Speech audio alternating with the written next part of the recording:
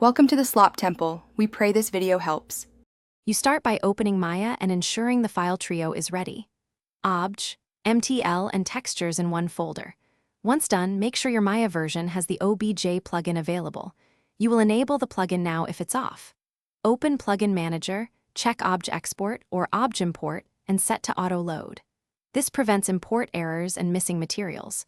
You're setting the environment so the import step runs smoothly and textures link without path issues. You now import the OBJ. Go to File Import and choose OBJ from the file type list. Don't drag and drop.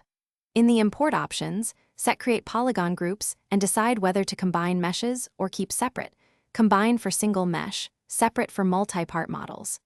Make sure units and scale match your scene to avoid tiny or giant geometry. You should also enable Keep Vertex Order if you plan to transfer weights or morphs later. Then click Import and watch the output. You finish by checking materials and geometry.